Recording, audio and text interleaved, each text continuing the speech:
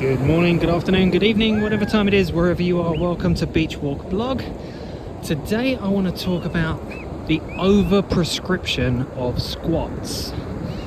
So squats is the topic, and squats for runners is something that I've been very vocal about over the last 7, 8, 9, 10, 12 years, and it's something that I continually see, I continually contest, and people continually argue, and yet really the evidence is there to support everything I'm saying. So I want to really highlight three things. One is how, obviously, as we well know, strength is specific to the movement, and the movement and the force that's being applied, the vectors of force that's being applied to that movement, is what we need to think about. So when we squat, if there is no forward locomotion, if there is no forward progression of one's center of mass, i.e. walking or running, then there is no horizontal force vector. Now in running there is a horizontal force vector, and we can see this of course because the foot lands in front of our center of mass, and then when the foot comes off the ground it's behind our center of mass. And if anyone wants to debate the horizontal force, just go and run into a wall at full speed and see what happens. We also could see how when we squat, what's called Lombard's paradox. Lombard's paradox. Now what this is a situation where we have the hip joint and the knee joint moving into flexion, but the flexor muscles, i.e. the hip flexors and the hamstrings, hip flexors of the knee and the hamstrings being, hip flexors flexing the hip and the hamstrings being the main flexor of the knee, those muscles are not working as the joints move into flexion. What's happening is we have an eccentric load. We have a vertical load which is pushing downwards, be it gravity or a weight that's on our shoulders or being held in our hands, whatever that might be, that's pushing us down, thus negating our flexor muscles from having to do any work. Now, the question that I responded to yesterday was, why has the incidence of hamstring injuries not gone down with the progression in sports science over the last 10 years? So basically what they're saying is that, people are doing exercises, they're doing strength training, but the incidence of hamstring injuries has not gone down. And my answer was simple: it's the overprescription of squats.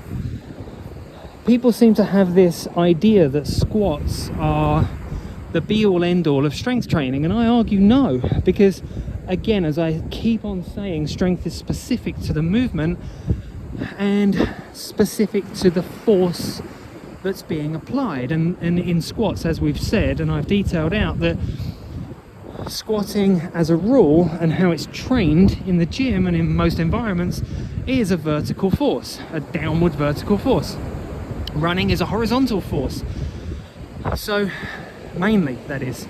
Of course, when we run, we are in a squatted position, but we are not squatting.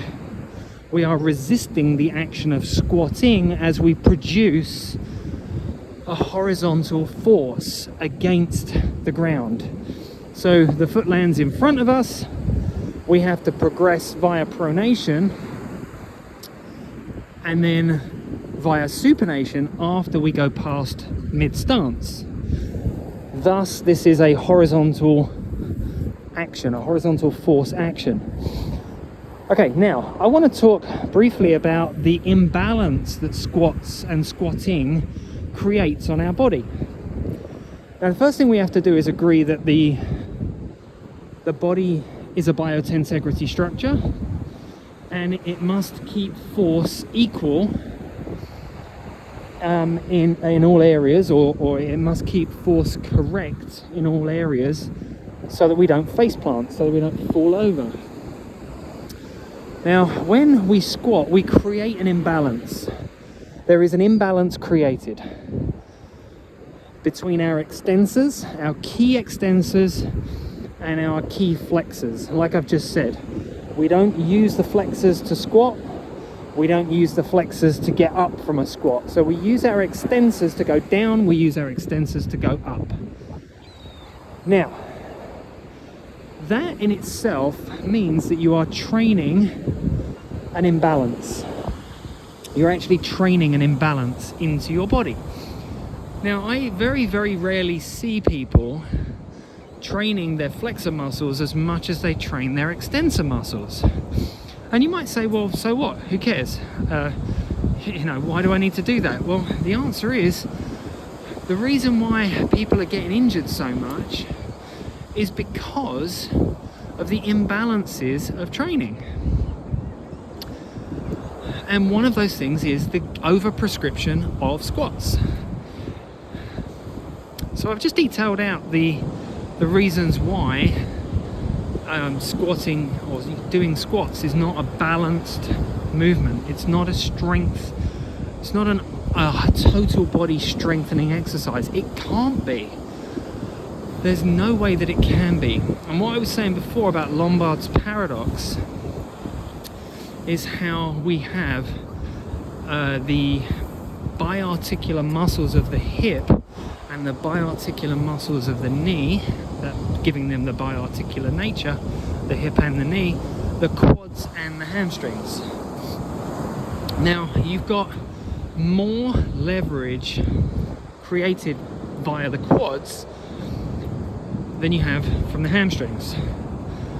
Now, what happens when you squat is that more load is placed onto the quads to extend the knee because of that leverage than there is on the hamstrings to extend the hip. And that's why the glutes are so dominant over the hamstrings in the squatting movement.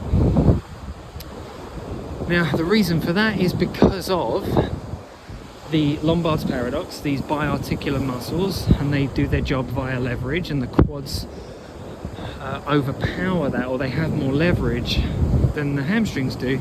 So therefore they do more movement, they produce more force than the hamstrings do. Now, in a squatting movement, that's what's needed to happen. That's the reason why we have this leverage created by the quads. And the glutes get involved much more than the hamstrings do. Now, the squatting movement goes very low. It goes down as low as we want to make it go. You've probably heard this phrase, arse to grass. And that's something that, again, is specific to that range of motion in that movement. And it doesn't matter how low you go, you're not going to use your hamstrings more. You're just going to negate them more. Now, the squat movement does use your adductors. And the adductors are a really complicated muscle group. They have 5 functions. They perform internal and external rotation, depending on which adductors are prioritized in the movement. They perform hip flexion and hip extension, again, depending on the movement. They also perform adduction. So what we have is a movement-specific set of muscles, same as any other muscle group, same as any other joint, that's asked to perform a role, an action, asked to produce force depending on what load is placed on the joint and at what angle the joint is at. This is basic kinesiology, and I don't understand why people are not getting this. I have my thoughts on why they're not getting it. It's because they're choosing not to, because they like squats, and that's fine.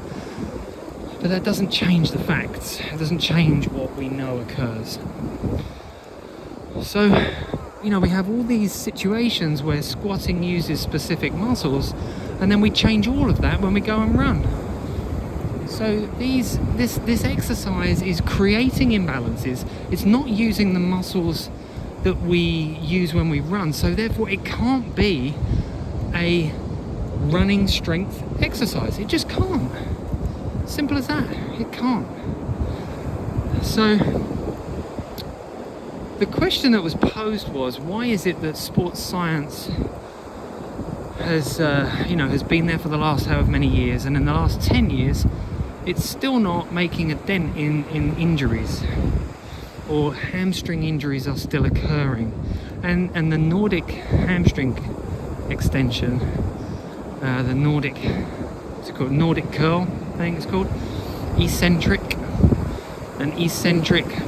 exercise for the hamstrings. Well, here's the problem with that. One, that movement never occurs in any sport. When are you kneeling down in any sport and using your hamstrings in that position? When is that ever occurring? It isn't. Secondly, in sport, eccentric muscles, eccentric forces or eccentric muscle contractions. Now remember, there's a difference between an eccentric load and what does the work in that environment. So for example, if I squat slowly with a weight on my shoulders, that is producing an eccentric load on the muscles that are being loaded. It doesn't mean that the muscle that I want to load is being loaded, as we've just talked about. So what we have to do is we have to say, well, if I'm not loading the muscle that I want to load, then that's not going to strength train. It's not going to have a training effect on the muscles that I want to have the training effect on. Secondly, if an eccentric load very rarely occurs on the muscles in a sporting environment, then why am I training the muscles eccentrically? Right, remember, eccentric contraction on a muscle is slow. It's a slow contraction, okay? Got to understand this. It's a slow contraction. Now, what's the definition, or what happens in sport? Is it slow? No, it's fast. So when we're talking about sports specific, we have to be talking about things that occur quickly. Now, eccentric, as we just talked about, eccentric contractions don't happen quickly. They don't. They happen slowly. Sport doesn't happen slowly. So why are we training things slowly? Right? We have to get into a specific environment to train specifically for the environment that we encounter in sport, which is fast. Okay? All right, so if we talked about the Nordic curl, the Nordic hamstring curl, and we know that doesn't happen in sport. We know that the knee doesn't act on its own.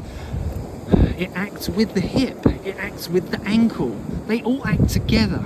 So training the hamstring, training the hamstring via a knee bend on its own doesn't train how that action will occur in sport. It doesn't. When does that ever happen? It's happening with the hip action. Okay? So think about running. When my leg is off the ground, the hamstring is going to be loading as the leg swings forwards. Okay, but is there going to be that much load? No, of course not. The leg's swinging forwards. How much load can there possibly be? And what about when the leg's on the ground? Well, when the leg is on the ground, that hamstring is contracting isometrically, not eccentrically. There is no eccentric load when the hamstring works. There is no eccentric load in running. The leg's off the ground when the leg is swinging forwards. Okay, so there is slack in the system. The hip is in flexion, so the hamstring is at length at the hip, and then the knee is in flexion, so the hamstring is slack at the knee. There's no eccentric load there. That load is on the connective tissue, not on the hamstring muscle. It's very low load. It's very low load. Okay. Now, when the leg is on the ground, when the foot is on the ground, the hamstring is acting in an isometric fashion. Okay, at the knee, and at the hip, it's acting in a concentric fashion because I'm driving myself into hip extension, which is a concentric action of the hamstring. Okay, the hip is flexed and moving into extension. The glute will act on the pelvis and on the torso, not on the leg. because the hip is internally rotating and the glute is an external rotator. Thus, it is not doing an action on the hip. It is therefore doing a action or performing an action on the torso via the thoracolumbar fascia, via the posterior oblique sling to pull the opposite shoulder backwards. It's not acting on the leg. The adductor, the internal rotators are acting on the leg and the hip, the pelvis and the femur. Okay? So it's not a glute action. Alright? Like I said, the glute is going to be acting on the pelvis and it will be acting on the torso. Okay? So, what are we training? We're training all the wrong things. If we're doing squats for runners, we're doing all the wrong things. If we're doing clamshells, if we're doing fire hydrants, if we're doing movements where we're taking the femur away from the midline, we're doing all the wrong movements. So if you're squatting and your feet are wide, you're doing the wrong movement. You've got the wrong load. You've got the wrong force in the wrong place at the wrong time. It's really simple. It's really simple. We're not training muscles in their isolated fashion. We're training movements in their combined fashion. Okay, so we need to start getting back to training movements, not just training these kind of imaginary things that we want to train because that's what we want to train. Okay, we need to think about the movement. We need to think about the forces that go through that joint at a particular time, the range of motion that occurs, and then lastly, think of the muscle that's acting. Just train the movement with the right force, with the equivalent force, or with at least with the force in the right direction. It doesn't have to be the exact amount of force that we encounter when we run, because that's really difficult to produce. That's why we run. It's literally the reason why we run. Doing the specific thing that we want to get better at doing is the thing that we need to do to get better at the thing that we want to get better at. Okay? So, squats are just creating this massive imbalance at the hip, at the knee. A massive imbalance at the pelvis. It's just all completely wrong. Now, people will say that squats are great for runners because there's been some studies that show that a quarter squat movement can improve your running economy. Yeah, I don't doubt that. Because running is a quarter squat when you run. You're in a quarter squat position, but you're not going any deeper and you're not squatting. So again, I'll say it again, running is squatted, not squatting. Okay, it's squatted, not squatting. Okay, squatted means it's an isometric position. You're just holding a squat position. Squatting is the action of going up and down, or down. Okay? So think about it. Running is squatted, it's not squatting. Alright? Now, the research shows that squatting, doing quarter squats improves running economy in highly trained runners, in collegiate runners. These runners are capable of running a 4.5 minute mile. That means they're really, really good runners already. Okay, so yes, it does. I don't disagree with that research. I agree with the research. Now, here's the thing. If you're not of that caliber running, or that level caliber runner, and you want to be a better runner, you've got a lot of things that you need to do before you even care about running economy. The first one is getting the movement right and making it so you don't get injured. Right? Because most runners shouldn't care about running economy. Most runners, I said most. Okay, I'm not saying all, I'm saying most runners. I don't really care about my running economy. I'm running like a 7:30 minute mile for a 10 kilometer run, 7:20 mile for a 10k run. I'm not caring about my running economy because there's gains that I can make elsewhere that are going to give me bigger effect than just doing some squats. Right? So most runners I would say in at least 90%, 95% of runners need to think more about the action of running than doing squats. Because you're not going to get the benefit from doing some squats like you are going to get the benefit of going out and running more. In your aerobic zones, that is. Right? So the research also shows that squats don't improve your gait. They don't give you an improvement over a 10k time trial. The research is there. Yes, it will give collegiate runners, 4-minute 30-mile pace runners, it will give them an improvement in their running economy. Yeah, great, but you're not that person. Okay, so don't quote that research to me telling me that shows that squats are good for runners to maintain or to get injury free, or that they're strength training for runners. No, what squats are, quarter squats are improvement of running economy for already highly trained runners, of which that's probably not you. I don't fall into that bracket, so therefore I don't care about that research for me or for you. I care about it for 4-minute 30-mile collegiate runners, of course, because it's the right research for them. However, the research also shows that doing squats and doing strength training does not improve your 10k time trial, your 10k pace, your speed over a 10k run. Okay? It also doesn't improve your gait cycle biomechanics. It also, single leg squats don't improve your gait. They don't show any improvement over ability to control adduction of the hip. This is all in the research, it's all there. Just what happens is that people choose which research they want to believe, and then they apply it incorrectly, i.e., oh yeah, squats improve running, squats are great for running. No, doing quarter squats gives you a better result for running economy than full squats. Doing quarter squats improves the running economy of already highly trained runners, of which that is not you or me. Okay, so I'm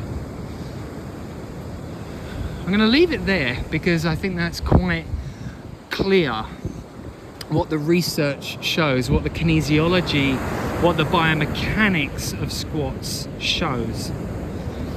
It's pretty obvious that traditional wide stance, toes pointing outward squats, or even just squats period, without being specific to the movement of running, which it can't be because the force vector is wrong, what eccentric exercises are not decreasing hamstring, the incidence of hamstring injuries. All of this stuff is right there. And my argument is, or my case that I put forward to people is that the overprescription of squats, or the prescription of squats, doesn't help. That's my stance on this. And it's up to you. You can take it or leave it. But people are so attached to doing squats that they're almost unwilling to even try and change and just do less squats to see what difference it makes. Now, I see this all over the socials. I've been strength training and I've got really bad DOMs and I can barely run. Yeah, there you go. You see, one of the problems is that if people don't understand strength training, very few people understand it, very few people do it well, very few people are specific with their strength training because they read magazines that talk utter shit. They take advice from people who respectfully don't know a damn thing about what they're talking about, and they're taking advice from the wrong people. Now, I don't care how strong you are. I couldn't care less how strong you are. Because if the test of what your strength is not the test for what I want it to apply to, then I couldn't give a damn how strong you are. Right? If I want to get my hamstrings stronger, it doesn't matter how many damn squats I do, it's not going to affect my hamstrings in the slightest. Right? So if you're asking to get stronger and do strength training that's going to help you with your running, the first thing you've got to do is understand the movement and the force that's being applied to the movement. Okay?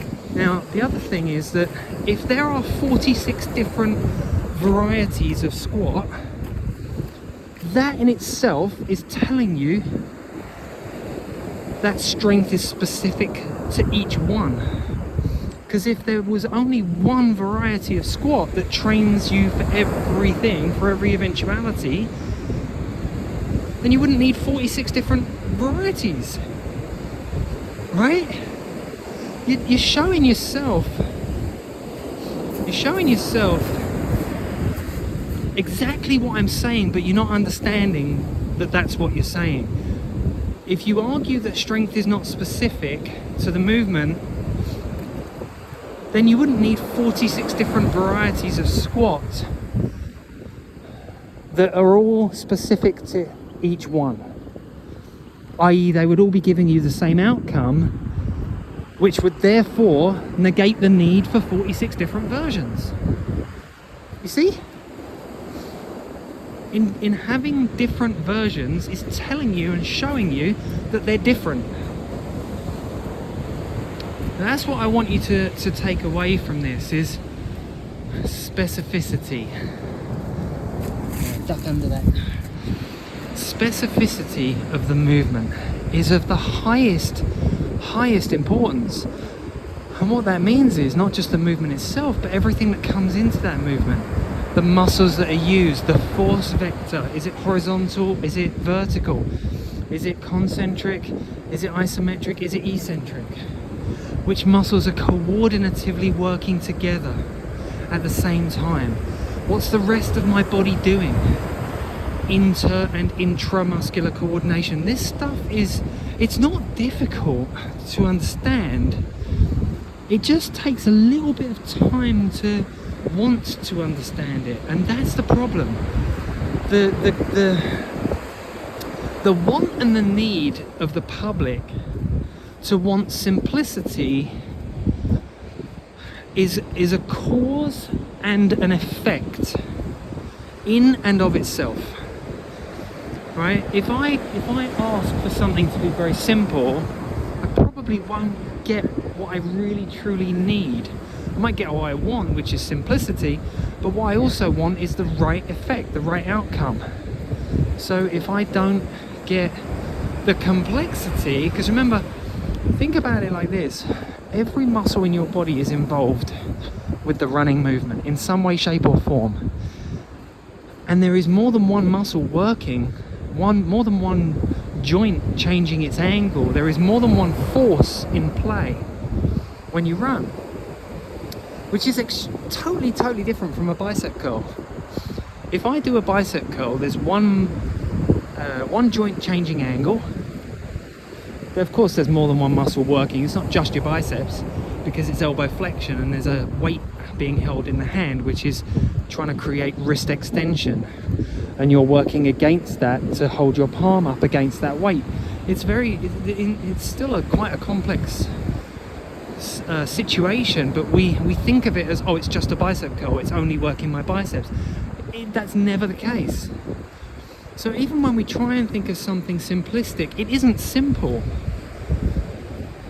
I hope that makes sense. I hope you understand that. And I'm not trying to overcomplicate it, I'm just trying not to oversimplify it. Again, like I said, it's the oversimplification that's the problem. It's the oversimplification, or the want to oversimplify it, that's the problem. Now, when I see this argued a lot, I want to get better at running. Yeah, just go and run. No, you can't do that. No, you can't do that. You've got to do this, and this. And it's pretty mental when you think about it, because I always argue the reverse, and I say, okay, so if I want to get better at running, you're telling me I have to stretch, I have to do squats, I have to do planks, I have to do this, I have to do this. Okay, so if I want to get better at all those other things, does running improve me for all of those other things? And the answer I always get is, well, no, of course not. No, running doesn't make me better at all those other things. But all of those other things make me better at running? Huh? That doesn't make any sense. I mean, that literally doesn't make any sense. All of these other things make me better at running, but running doesn't make me better at all of those other things? That's insane. If one makes me better at the other, then the other should make me better at the other. If A makes me better at B, then just by logic, B should make me better at A. Right? Think about it. Start challenging things more rather than just accepting things. And especially if you're a coach. If you're a coach or a physical therapist, you need to start thinking about things like this. You need to start challenging things more. Right? That's really the job of a coach, of a therapist, is to start challenging things. There was a really interesting question that was posed about sports science in the last 10 years, and the incidence of hamstring injuries has not gone down. Why? My answer was simple. It's the overprescription of squats. Now, I know people are really attached to squats, but think about it like this. Let's rephrase it. It's the overprescription of the wrong movement for the human body. It's the overprescription of the wrong movement for the human body. Now, I know people are going to argue and go, but a primal function is to squat. Yeah, it is. To get down into a squat to rest.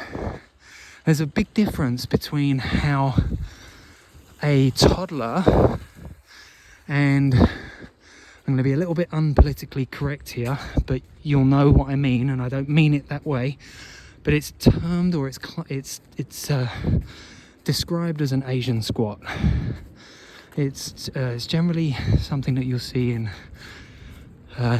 different Asian countries. So I've been told. I haven't been to many Asian countries, so I can't comment on that too much, but it's termed the Asian squat. You can Google it, you can have a look. There is a big difference between how a toddler will do a squat to rest, to get down, to pick something up, and the Asian squat. Those two things are synonymous. And compare those two things to how somebody does squats in the gym. Weighted squats, loaded squats with a bar on their shoulders, with dumbbells in their hands. There's a big difference between that comparison of those two environments. Big difference. Understand that.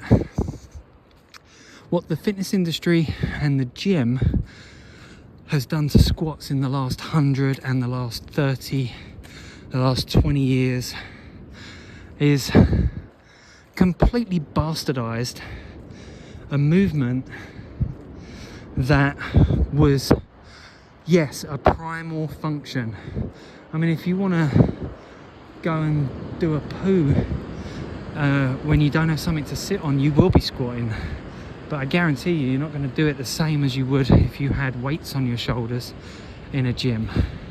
There's going to be a massive difference between those two things, right?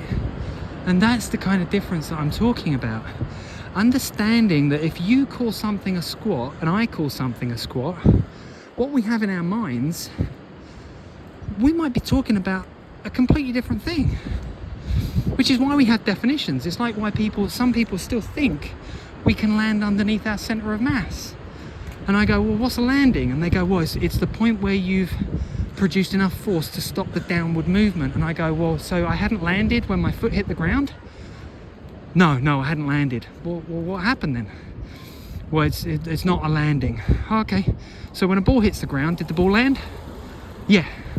Well, what's the difference? Right? And then some people have this really strange idea of certain things, so I challenge them. And that's when I start to understand that they're talking about two different things, or they're talking about a different thing to what I'm talking about. So if we're going to have a conversation, if we're going to have a discussion, then we have to be talking about the same thing. Otherwise it's two different discussions, right? All right, I'm going to leave this one there. Happy days.